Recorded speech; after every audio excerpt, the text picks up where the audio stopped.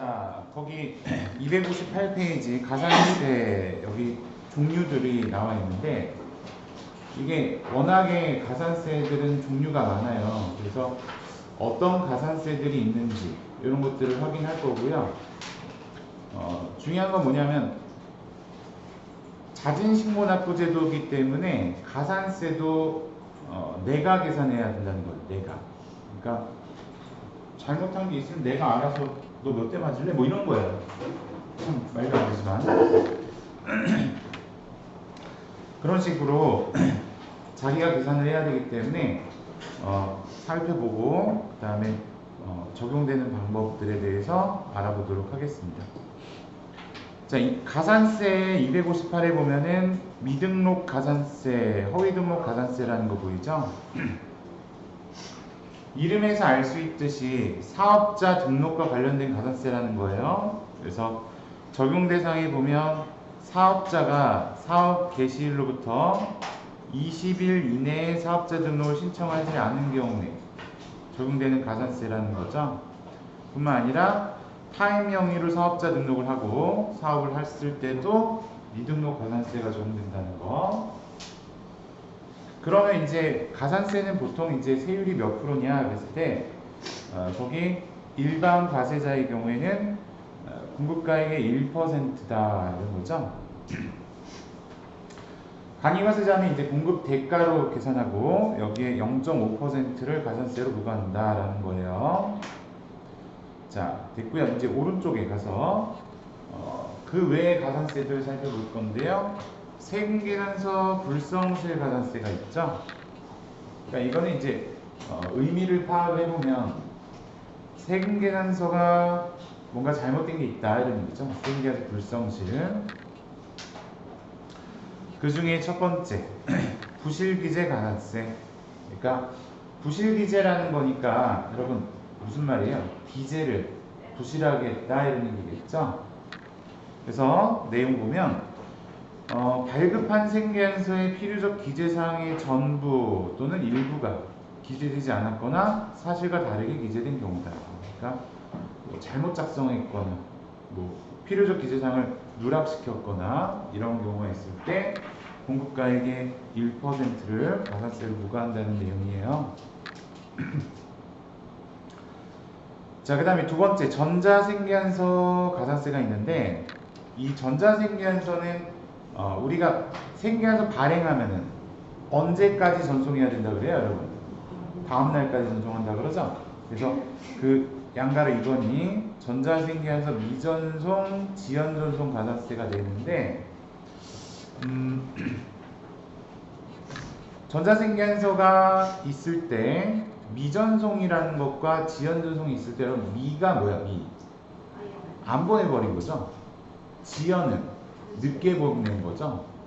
그러면 둘 중에 누가 더 중하게, 그러니까 더 나쁘게 적용되느냐 그랬을 때 미전송이 더 나쁘겠죠. 늦게 보낸 것보다 아예 안 보낸 게 더 나쁜 거죠. 그래서 대상을 보면 지연전송은 거기 가산세 보면 공급가액의 0.3%를 부과한다고 되어 있죠. 미전송은 공급가액의 0.5%를 부과한다고 되어 있죠. 그래서 0.3%나 0.5%를 적용한다는 건데 지연전송이라는 건 그럼 언제까지 보내야 지연전송이 되고 미전송은 언제까지 안 보내줘야 미전송이 되냐 이거예요. 지연전송을 보면 전자생계환서 발급 명세 전송기한이 경과한 후 전송기한은 아까 다음날이었죠? 발급일의 다음날. 그럼 다음날이 지났는데도 발송을 안하고 재화 용역의 공급 시기에 속하는 과세기간에 대한 확정신고 기한까지. 확정신고 기한이면 여러분 언제예요? 확정신고 몇 월 며칠까지 해야 돼요? 6월이요? 7월이요? 6월 30일까지가 신고야? 7월 25일이지. 그죠? 자, 그래서 확정신고는 7월 25일까지 해야 되고, 이기는 며칠까지 신고해요? 1월 25일까지 신고해야 되죠? 그래서 그 날까지 국세청장에게 전자생계에서 발급 명세를 전송한 경우죠. 그러니까 좀 늦었지만 어쨌든 확정 신고한 날까지 하는 날까지 전송해주면 지연 전송으로 가서 공급가액의 0.3%를 부과합니다. 자, 일단 미전송이라고 하는 거 보이죠? 미전송. 그래서 미전송이라고 하는 것은 전송을 아예 안 했다는 의미로 보시면 됩니다. 그래서 그 의미를 보면 재화 또는 용유의 공급 시기가 속하는 과세기간 말에 대한 확정 신고 기한까지, 그러니까 아까 그 7월 25일과 1월 25일까지 국세청장에게 발급 명세를 전송하지 않은 경우다 이거죠. 그러니까 안 보내준 거죠, 안 보내준. 확정 신고 기한까지 전송하지 않았을 때. 그러면 이때는 공급가액의 0.5%를 가산세로 부과한다라는 거. 그래서 0.3%, 0.5%다. 그 밖에 다른 생계한서 가산세가 뭐가 있나 보면은 생계한서의 미발급, 생계한서 가공, 위장 발급 및 수령 이런 게 있죠. 알고 계시죠? 여러분 미발급에도 역시 가산세가 있다는 거. 그래서 한번 볼게요. 자, 동그라미 1번을 보면 생계한서를 확정 신고 기한까지 발급하지 않은 경우, 그러니까 방금 얘기했듯이 7월 25일과 1월 25일까지 발급하지 않으면 미발급이라고 쳐요. 미발급. 그런 경우는 공급가액의 2%. 이거는 좀 안 좋은 거죠. 그러니까 그래서 발급 자체를 안 했기 때문에 세율이 매우 높게 매겨진다는 거예요. 공급가액의 2%. 그 다음에 전자생계한서 발급 대상자가 종이생계한서 발급 시 공급가액의 1%다. 그래서 이 경우는 아까 그 전자생계한서 발행 대상자가 여러분 누구예요?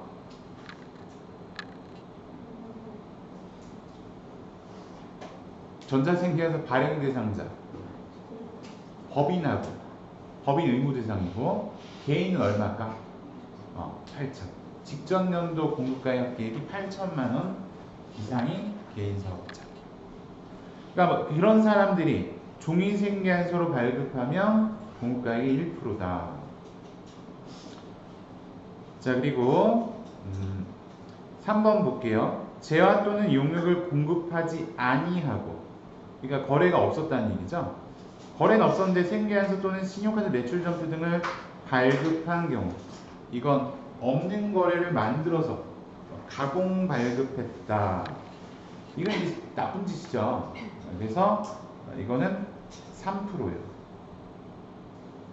근데 내가 그만큼 없는 거래를 발급한 이유가 뭐야? 나한테는 안 좋은 일인데 왜 그렇게 했겠어?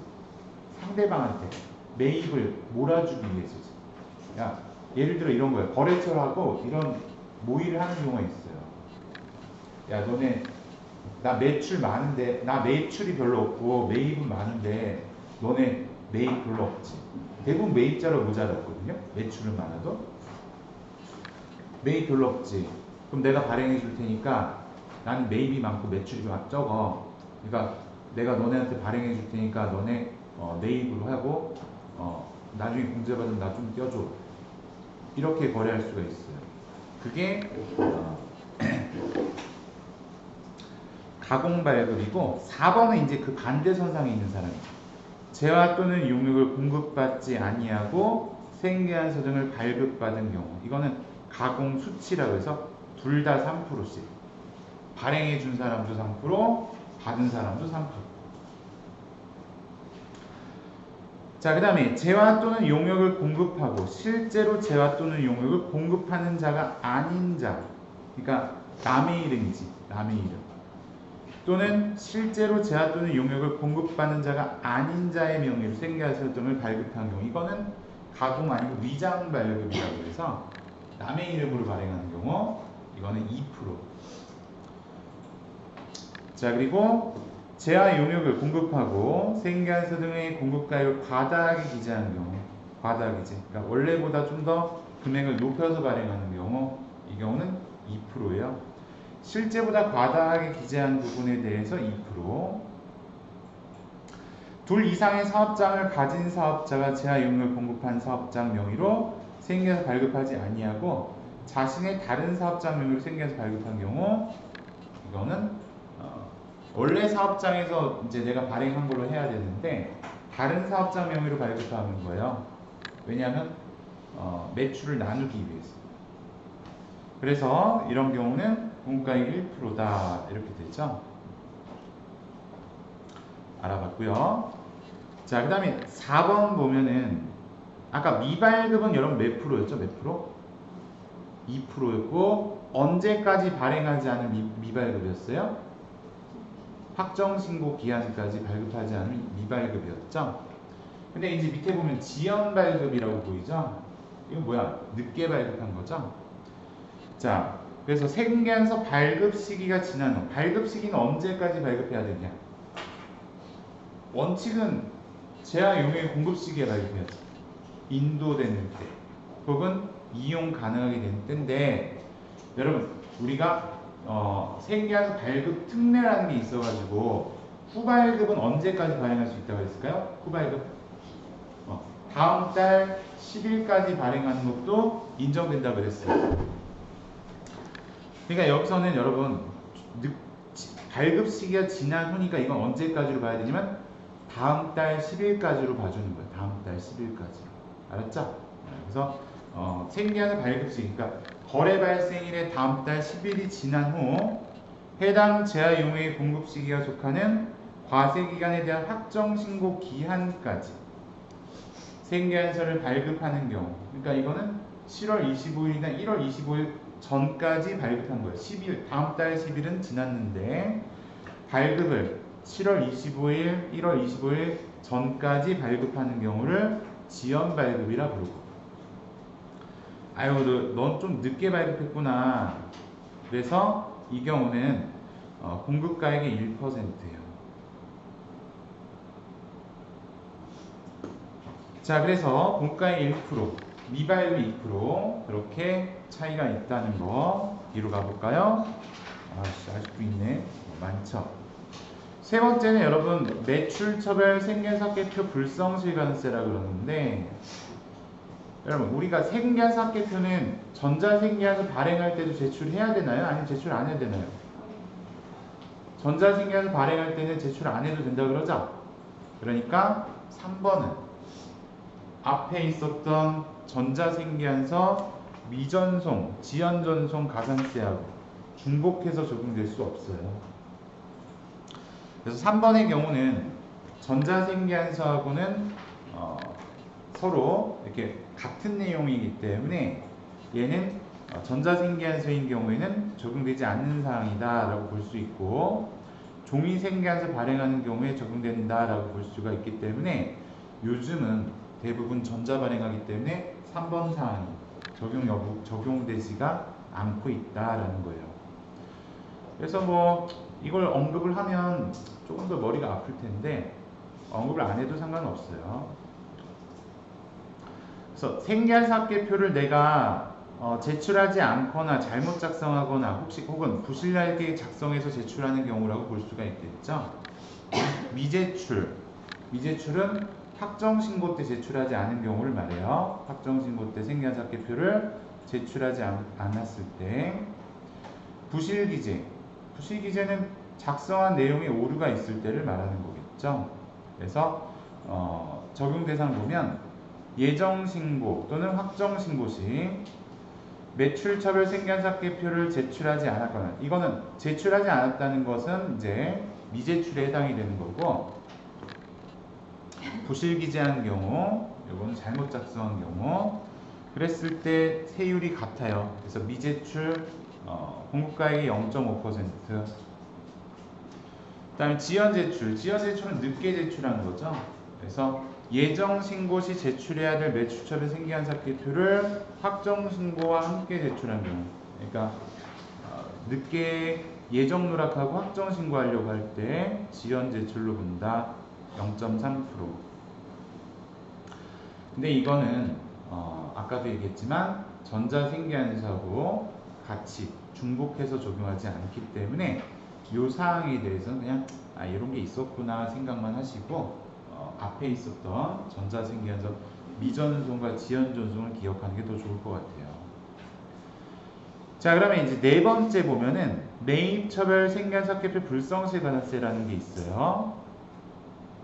자, 내용 살펴볼 건데 첫 번째, 재화 또는 용의 공급 시기 이후에 발급받은 경우.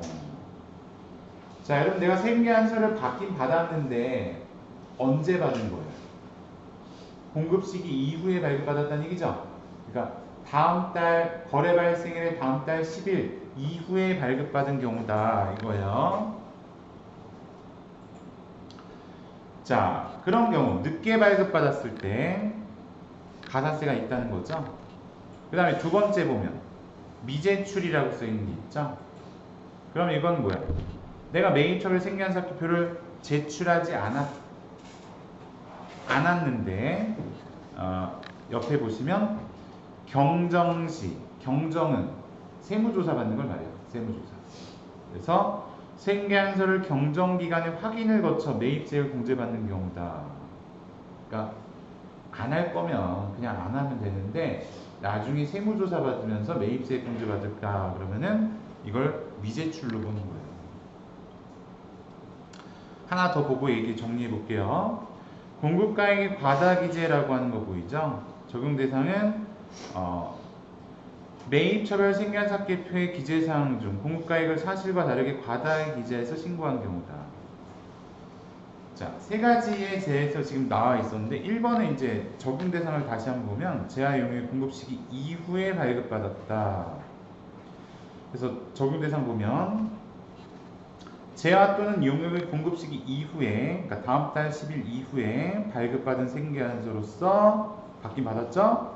해당 공급 시기가 속하는 과세 기간에 확정 신고 기한 내에 발급받았다. 그러니까 지연 수치가 되겠죠? 지연 수치. 그 다음에 공급 시기 이후에 생계안서를 발급받았으나 실제 공급 시기가 속하는 과세기간의 확정신고 기한 다음 날부터 1년 이내에 발급받은 것으로서 수정신고 경정 청구하거나 거래 사실을 확인하여 결정 경정한 경우. 그러니까 확정신고 기한 지나서 발급받은 거, 지나서. 그래서 1년 이내에 발급받은 경우 또 지연 수치에 해당이 될 수 있다 이건데요. 이 경우는 공급가액의 0.5%를 가산세로 부과한다. 자, 그런데요. 여기서 한 가지 정리를 하고 갈게요, 여러분. 매출은 생계안서 미발행하거나 미전송하거나 지연전송하거나 하면 가산세가 있어요. 맞죠? 근데 매입은 여기서 얘기하는 게 다 뭐냐면 매입을 누락했을 때 가산세가 있단 말이 있어요, 없어요? 봐봐요. 재화 용의 공급 시기 이후에 발급받은 경우 뭐야? 늦게 받았죠? 늦게 받아갖고 공제 받으려고 하는 경우 너 가산세 늦게 왔어. 2번 미제출은 누락이 아니라 신고 안 했다가 나중에 세무조사 받으면서 공제 받으려고 한다 그랬죠. 그러니까 이것도 뒤늦게 공제 받으려고 할 때 가산세. 그 다음에 세 번째 뭐야? 금액을 과다하게 기재했을 때 가산세. 그러니까 여기서 너 매입 신고 안 했어에 대한 가산세 있어요, 없어요? 없어요. 다시 말하면 매입을 누락 신고한다는 거는 누가 불이익이 생기는 거예요? 세무서가 불이익이야? 내가 불이익이야? 내가 불이익이잖아, 내가. 세무서에서 왜 그래? 너 왜 공제 안 받고 그래? 이렇게 너가 손해보잖아 이러면서 얘가 속상해할 그런 마음 아니에요. 그러니까 여기서 정리하면 매입을 신고 안 한다고 누락시켰다고 해서 가산세는 발생하지 않는다는 거예요. 안 했다가 저 지금 늦게라도 할래요. 그러면 해주긴 해주는데 가산세 받는다 이거지. 가산세 내야 된다. 그건 있는데 단순히 신고 누락한 건에 대해서 매입은 가산세가 없다예요. 매입은 신고 누락에 대한 가산세가 없다. 자, 그러면은 다시 오른쪽 가서 영세율 과세표준 신고 불성세 가산세요. 참 많은데 이름이 영세율이라고 써 있으니까 여러분 무슨 뜻일까요? 수출이죠, 수출. 수출 거래가 적용되는 경우. 수출은 두 가지 형태가 있는 걸로 알고 있는데 맞습니까? 어떤 수출? 직수출하고 또 대행수출 두 개 있죠? 둘 다 여기 적용되는 거예요. 영세율인 거 읽어볼게요. 영세율이 적용되는 과세 표준은, 그러니까 나는 수출 관련된 건데 신고하지 않았거나 신고 불성실이니까 여러분 신고하지 않았거나 금액에 미달하게 신고한 경우 또는 영세율 청구서를 제출하지 않은 경우, 뭐 내국 신용장이나 구매하기서 이런 서류들 있죠. 그리고 이제 우리가 뒤에서 수출 실적 명세서 이런 것들 이제 배우게 될 건데 작성하는 법 그런 것들을 제출하지 않았을 때 무신고 또는 미달 신고한 과세 표준 곱하기 0.5%. 그 다음에 여러분 책에는 이렇게 나와 있지 않은데 거기다 곱하기 감면율이라고 적어주세요. 감면율 곱하기 감면율.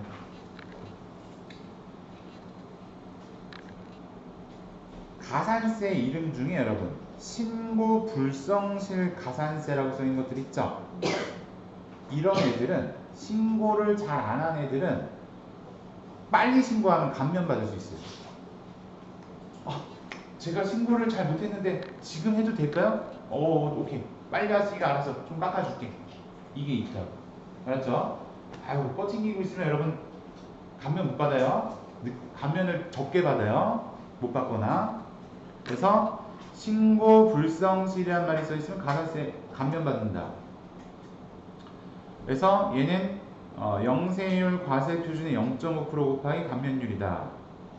그 다음에 현금 매출 명세서 등 제출 불성실 가산세인데 이건 일반적으로 많이 적용되지는 않고 옆에 설명 보시면 사업자가 예정 신고 또는 확정 신고를 할 때 현금 매출 명세서 또는 부동산 임대 공가의 명세서를 제출하지 않거나 제출한 수익 금액이 사실과 다르게 기재되어 있는 경우다.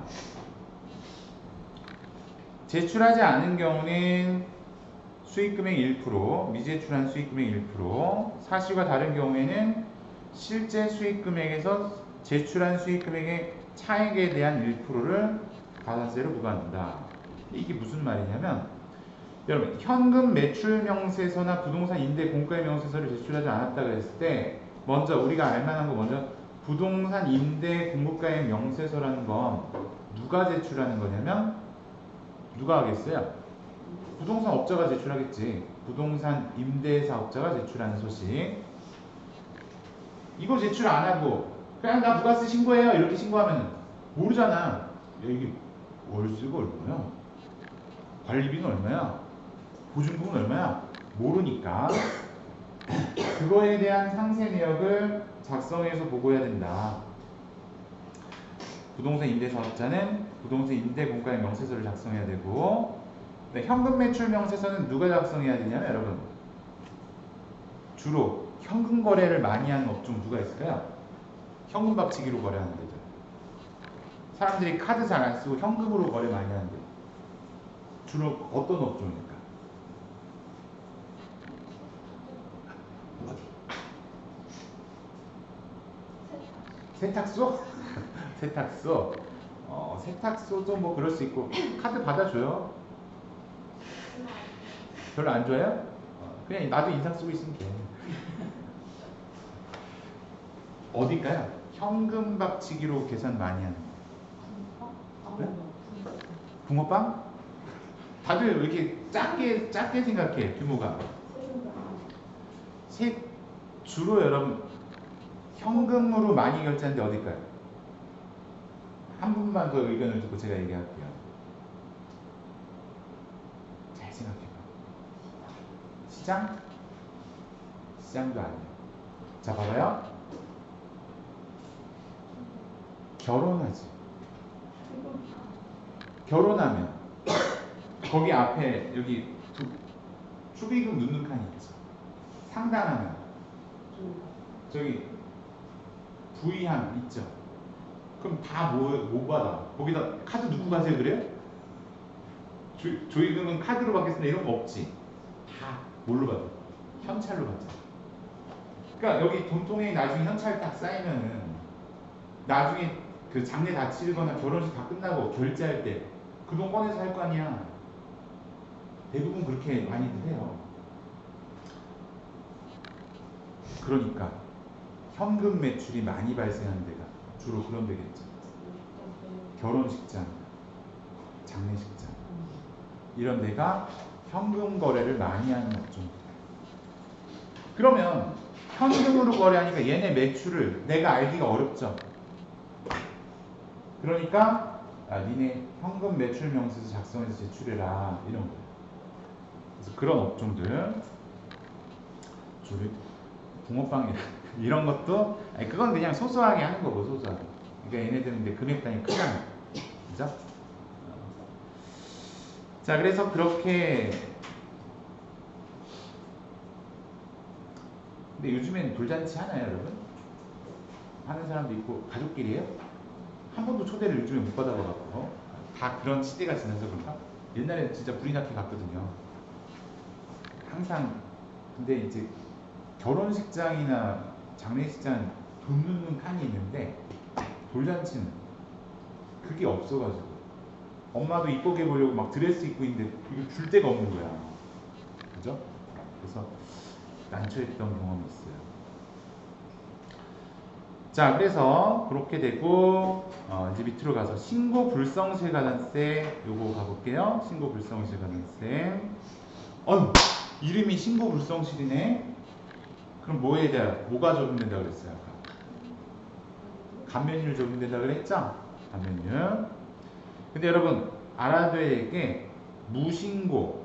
아유, 야 너는 텄다 텄어. 야 무신고면 의지가 없는 거 아니야? 그래서 얘는 안 해줘요. 과소신고. 이거는 하긴 했는데 적게 신고한 거죠. 그래서 얘는 해줘. 감면해줘요. 초과환급 신고. 실수로 그랬어? 그건 깎아줘요. 감면해줘요.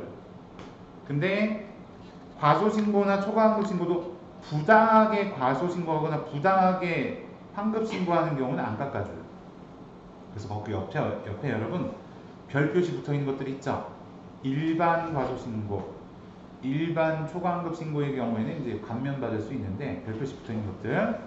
근데 부당하거나 무신고하는 것들은 안 깎아준다. 살펴볼까요? 무신고. 사업자가 법정신고 기한까지 예정신고 또는 확정신고를 아예 안 해버렸어요. 아우 나 몰라 됐지. 이러면 일반 무신고는 산출세액의 20%. 그럼 산출세액은 우리가 뭐 어떻게 계산한다 그래요? 세액은 부가세는 뭐 빼기 뭐다? 매출세액 빼기 매입세액 이거죠? 매출세액 빼기 매입세액으로 계산해서 그거 20%다. 근데 한 가지 알아둘 거는 여러분 여태까지 다 뭐에다가 세율 매겼냐면 공급가액에다 세율 매겼단 말이에요. 근데 얘는 세액에다 매기고 있죠? 그게 다르죠? 세액의 20%. 부당이다. 야, 너는 탈세 의도가 있다. 이런 경우는 산출세액이 40%. 국제거래의 경우 60%. 이건 뭐 바다한 경우인데 국제거래라 그러면 이제 이런 그런 거죠. 막 조세 피난처 막 그런 데다가 아예 페이퍼 컴퍼니 만들고 아예 작정한 애들. 그런 애들이라고 이해하시면 될 것 같아요. 과소신고. 그러니까 여러분 무신고 이게 일반적이지 않아요. 일반적인 케이스는 과소신고예요. 그것도 일반 과소신고. 그래서 사업자가 법정신고기한까지 예정신고 또는 확정신고를 했어요. 했는데 납부세액을 신고해야 될 금액보다 적게 신고한 경우다. 하긴 했는데 적게 신고했네. 이런 경우 산출세액의 10% 이게 가장 일반적인 케이스라는 거죠. 부당과소 신고는 아까 40% 국제거래 60% 초과환급도 마찬가지죠. 환급이 발생했는데 원래 금액보다 과다하게 환급 신고한 경우인데 일반 초과환급은 산출세 그러니까 뭐 그거죠. 매출에서 매입세액 뺀 거, 매출세액에서 매입세액 뺀 거에 10% 곱하기 감면율. 그 다음에 부당은 40%에 그 다음에 국제거래 60%다. 자, 그 다음에 밑에 보면 여러분 그럼 몇 프로 깎아주는지가 써있죠? 감면율. 법정 신고 기한이 지난 후 1개월 이내 수정 신고하는 경우 90% 감면해줘요. 빨리 왔네? 90% 까줄게. 그럼 90% 까줄게 라는 말은 여러분 몇 프로 곱한다는 얘기야? 10% 곱한다는 얘기지? 알았죠? 90%가 마이너스가 되니까 10%만 세금 매기겠다는 거. 그 다음에 법정 신고 기한 지나고 1개월 지나서 3개월 이내 수정 신고하는 경우 75% 까준다는 얘기죠? 그럼 몇 프로 매긴다는 얘기예요? 25%만 세금 매기겠다는 얘기지? 그 외에는 이제 6개월 이내 수정 신고 50%, 1년 이내 수정 신고 30% 점점 줄죠. 그 다음에 1년 6개월 20%, 2년 이내 그 다음에 10% 이런 식으로 감면율이 점점 줄어들고 있습니다. 근데 여기서 여러분 만약에 내가 여기 정신이 들어있는 사람이라면 여기 머리에 정신이 들어있는 사람이라면 어머 누락 신고했네? 하면 아무리 늦어도 언제 신고할까요? 예정 신고 때 만약에 누락을 했어. 그럼 누락인 걸 알았다면 누락인 걸 알았으면 확정때 하러 가겠죠? 하겠죠? 아유 누락했으니까 됐잖아 그냥 이러고 있지 않겠지. 이게 정신이 있다면. 그럼 대체로 예정 끝난 다음에 확정까지 시간이 얼마예요? 3개월 단위죠. 그러니까 일반적인 경우 여러분 몇 프로 감면받는다는 거예요? 75% 감면받는다는 거죠. 75%. 예정 누락 확정 신고하는 경우 75% 감면받는다. 그 밑으로는 조금 인지를 못했거나 자기가 지각을 못하는 사람들일 수도 있죠. 그래서 그 밑으로는 기억 못해도 되는데 일반적인 케이스는 25% 감면받는 25%를 75% 감면받고 25%를 매긴다 이런 얘기예요. 예정 누락 확정 신고하는 경우. 그리고 1개월 이내 신고는 이제 90% 감면받는다. 자, 근데 여러분 뒷장에 넘어가 보면 또 있어. 납부 지연 가산세라는 거. 자, 납부 지연이란 말은 무슨 뜻인가? 사업자가 납부 기한까지. 그러니까 이 납부 기한이 부가세 신고 납부해야 되는 날이죠. 부가세 납부를 하지 않거나 납부해야 될 세액보다 적게 납부한 경우다. 그러니까 안 낸 거죠. 또는 덜 냈거나. 그랬을 때 가산세는 미납세액 또는 미달납부세액의 미납 기간을 곱해주고, 그러니까 하루 미납할 때마다 가산세가 늘어나는 거죠. 그리고 10,000분의 2.2씩 곱한다 이거예요. 근데 여기서 미납했다고 인정되는 기간은 거기 보시죠. 납부 기한의 다음 날부터 자진 납부한 날까지를 미납일수로 계산합니다. 근데 여러분 미납이라고 했을 때 잘 생각해봐요. 부가가치세는 신고와 납부를 두 가지를 같이 해야 되죠. 동시에 해야 돼. 그러면 좀 아까 앞에서 뭐가 있었냐면 신고 불성실 가산세라는 게 있었단 말이에요. 그러면 내가 만약에 신고를 잘 못한 사람이라면 납부는 정확히 했을 수 있을까? 가능해요? 신고를 제대로 못했는데 돈을 제대로 낼 수 있을까?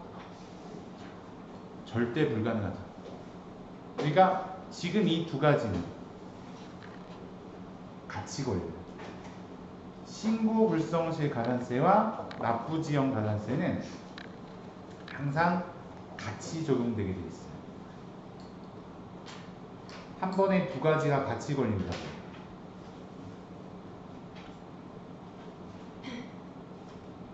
자, 그렇게 두 가지가 같이 적용된다 이렇게 볼 수 있겠고, 가산세는 중복 적용이 되기도 하는데, 방금 두 개가 같이 걸린다 해서 중복 적용이 될 수도 있는데, 아래에 이제 나와 있는 것들은 중복 적용을 하지 않겠다라는 뜻인데요. 자, 잠깐 보세요. 첫 번째, 미등록, 허위 등록한 경우에요. 여러분, 미등록 가산세가 여러분 가산세가 1%거든요.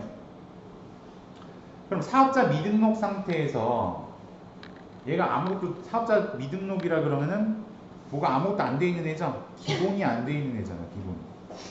그래서 그 부분 보면 미등록, 허위 등록이 적용되는 부분에 대해서는 아니 기본도 안 돼 있는 애 보고 너 생계안서 불성실 가산세니까 생계안서를 발행했냐 안 했냐는 따지지 않겠다 이거예요. 그래서 사업자 미등록 상태에서는 당연히 생계안서 발행 안 했겠죠. 미등록했으니까. 그래서 생계안서 불성실 가산세 그리고 생계안서 합계표 불성실 가산세 이런 것들은 적용하지 않는다. 기본이 안 되니까 제일 그 기본적인 거 미등록 가산세에 대해서만 매긴다 이런 얘기예요. 자, 그리고 생계안서 가산세와 관련해서는 매출차별 생계안서 합계표 불성실 가산세가 적용되는 부분은 생계안서 불성실 가산세가 적용되지 않는다. 그러니까 아까 생계안서 불성실 가산세 그러면 우리가 전자생계안서 이거랑 비교하시면 되겠습니다. 그래서 미전송, 지연전송 가산세하고 지연제출, 미제출 가산세하고 중복 적용되지 않는다. 그 표 제일 밑에 보시면 별표시 있죠. 전자생계안서 지연전송, 미전송 가산세와 매출차별 생계안서 합계표 불성실 가산세가 동시에 적용되는 경우 전자생계안서 지연전송, 미전송 가산세만 적용한다라는 거. 전자인 경우는 그 전자생계안서 가산세만 적용한다는 거. 그 다음에 매출, 매입차별 생계안서 합계표.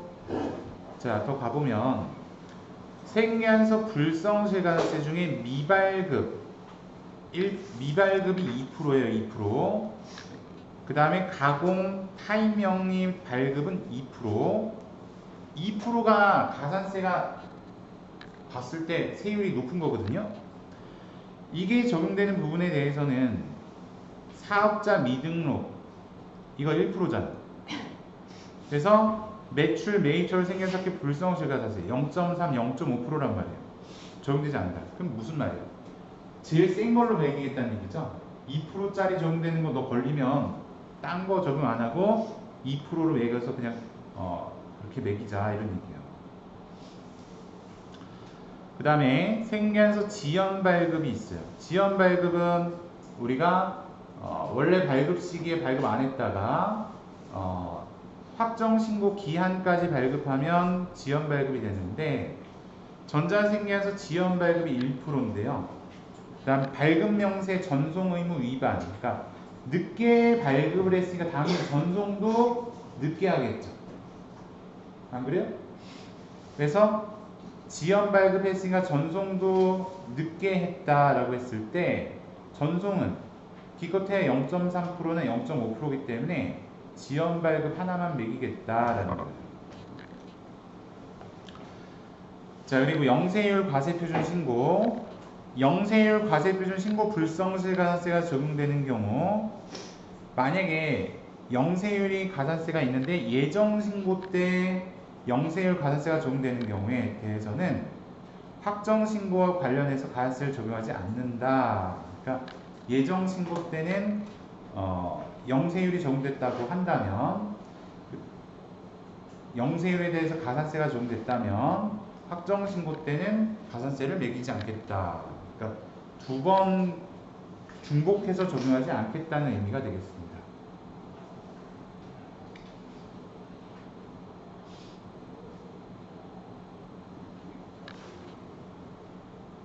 자, 그렇게 적용이 되는데 아이씨, 듣긴 들었는데 이게 무슨 말이냐 정리를 해봐야죠.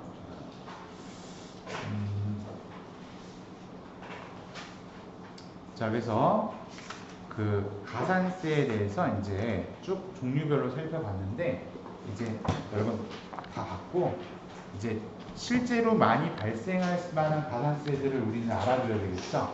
이거 내가 언제 일일이 다 할 거야. 그래서 보조교재에다가는 실제로 있을 만한 가산세들, 여러분들이 꼭 알아둬야 되는 가산세들을 정리해 놨습니다.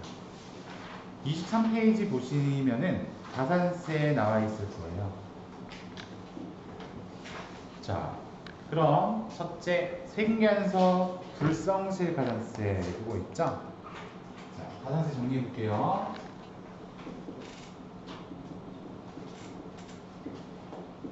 그러면 첫 번째가 생계한서 글씨 생계한서 불성실 가산세다.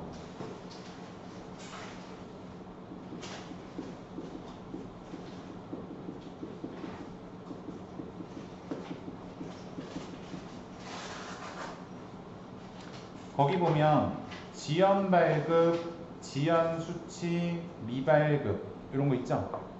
위장 가공 생계한수 2%나 3%인데 그렇게 거래가 되는 경우는 흔치 않아요. 그래서 생계한서가 잘못됐을 때 가산세죠. 근데 여기에 거기 있는 거 그냥 보셔도 돼요. 지연 발급이 있다. 미발급이 있다. 그죠? 지연 발급, 미발급. 그 다음에 하나 더 추가하면 종이 생계한수, 종이 생계한수 발급. 이것도 있어요. 종이. 자, 지연 발급은 언제까지 발행하면 된다고 했어요? 지연 발급. 확정 신고 기한까지. 알았죠? 지연 발급은 확정 신고 기한까지 발급했을 때고 공급가액의 1%다. 종이도 똑같아요. 법인이나 직전에도 8천만 원, 공가액 8천만 원 이하의 사업자가 이상의 사업자가 종이를 발급하는 경우 1%. 그다음 미발급은 확정 신고 기한까지 발급 안 했을 때다 2%.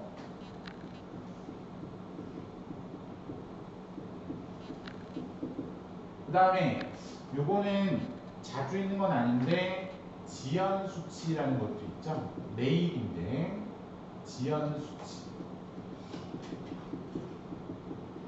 그래서 요거는 공급가의 0.5%, 공가의 0.5%.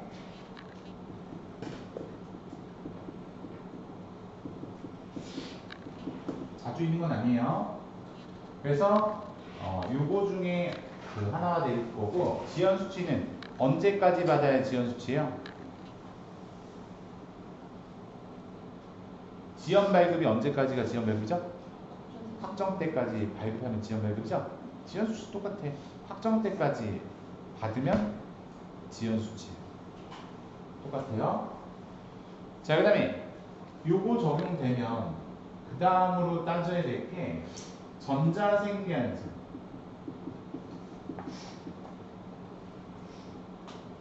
얘하고 얘 다 생계한수, 전자생계한수, 전송가산세. 거기에는 미전송과 지연전송이 있다. 근데 이렇게 타이틀을 하면은 안 될 것 같은데, 요게 1번, 그 다음에 요게 2번. 그럼 자, 전자생계에서 전송가산 쓴다 그랬을 때 미전송 공급가의 0. 몇 프로일까요? 더 나쁜 거예요. 그래서 0.5%. 지연 전송은 공급가에게 너 늦게 했구나. 0.3%. 언제를 기준으로 한다고 그랬을까요? 미전송과 지연 전송 언제까지? 부가세 확정신고 기한까지.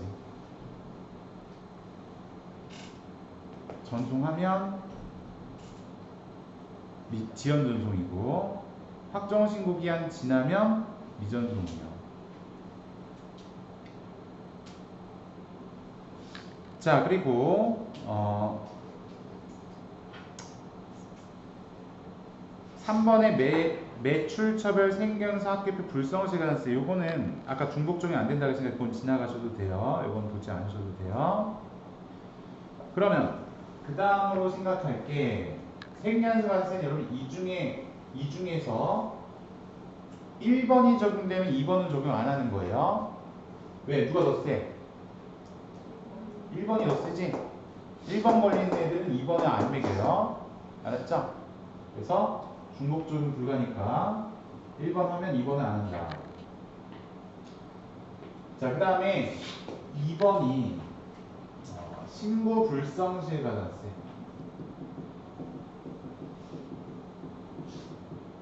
신고 불성실 가산세. 이거는 신고를 똑바로 안 해갖고 그런 거예요. 신고. 내가 신고해야 될 세액보다 적게 신고하고 하는 경우죠. 그래서 일반적인 경우는 일반 과소 신고를 하는데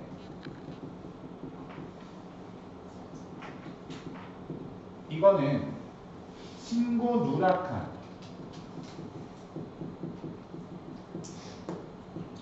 누락한 매출세액에서 매입세액을 빼는 거예요.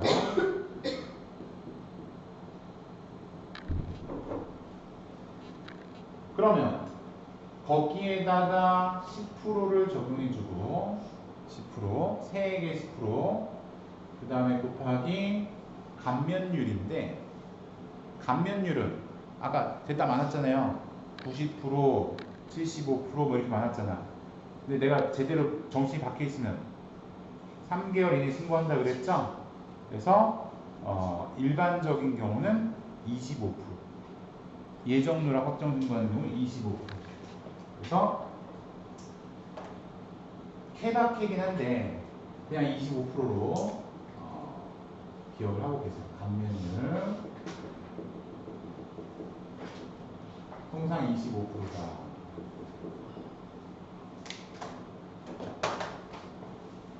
신고를 못하면 뭐도 못할까요? 납부도 못해요. 신고를 못하면 납부도 걸려요. 납부 지연 가산세. 옛날에는 이름이 납부 불성실 가산세였는데 갑자기 이름이 바뀌어갖고 내가 입에 저 말이 잘 안 붙어요. 납부 불성실이나 납부 지연이랑 같은 말이니까 내가 혹시라도 납부 불성실이라 그래도 그렇게 이해해 주세요. 그래서 납부 지연은 얼마 내야 되냐 그러면 신고 누락 이거랑 똑같다. 이거 얘 걸리면 얘 걸리니까 신고 누락한 매출세액에서 매입세액을 빼주는데 자 거기다가 하루가 지날 때마다 10,000분의 2.2씩 세금을 매긴다. 하루에 10,000분의 2.2. 그래서 곱하기 미납일수. 자 미납일수의 산정은 만약에 여러분 세금 오늘까지 내는 거였어. 오늘. 그럼 나 오늘 내면 미납이 아니야. 오늘까지 내라고 해서 야 오늘 나 낼게 그럼 미납 아니죠. 그래서 다음날부터 미납일수라는 거는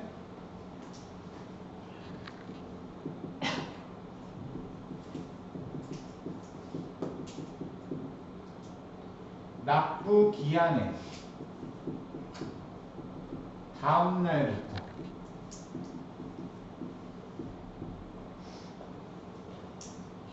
안타까운 얘기지만 내가 돈 낸 날까지예요. 자진 납부한 날까지.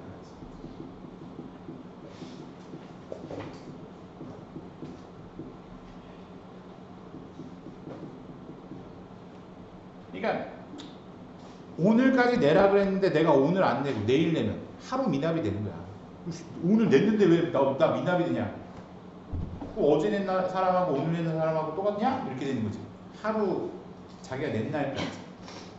낸 날도 미납 일수에 포함됩니다. 그럼 여러분 여기서 우리가 기초 지식을 하나 알고 지나가도록 할게요. 퀴즈예요, 퀴즈. 이걸 맞춰주세요. 여러분 계산기로. 자, 일반적인 경우는 사업자가 예정 신고 때 누락하고 확정 신고하는 경우가 흔히 발생합니다. 그렇다면 일기에 예정 누락하고 확정 신고하는 경우 미납일수는 며칠일까요?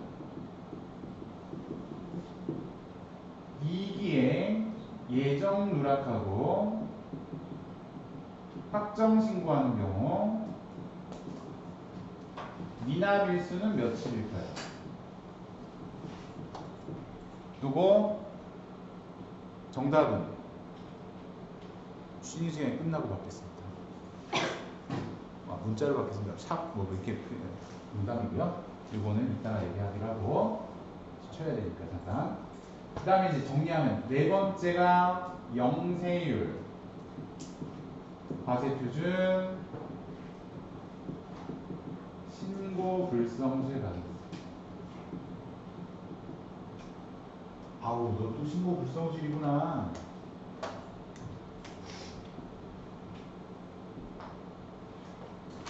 그래서 감면이 적용되는 일이죠.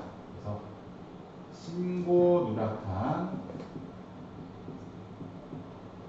영세율 과세표준에다가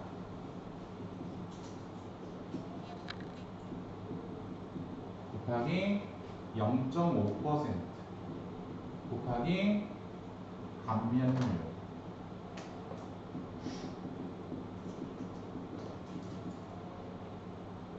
통상 25%라고 했죠. 3개월 임신고. 자, 이렇게 그 가산세 종류는 많지만 그래도 자주 있을 만한 거, 그건 이렇게 네 가지예요. 알겠죠? 요거는 네가 알고 있어야 돼. 뭐 미등록 이런 거는 있는 건 있지. 근데 회사가 내가 여러분 미등록일 가능성이 있어요? 내가 회사 들어갔는데 거기 미등록이야. 그럴 일이 없어. 그러니까 알고는 있대. 꼭 알아둬야 되는 건 이 정도다. 그래서 정리한 거고 잠깐 쉬었다가 다시 수업 시작하도록 하겠습니다.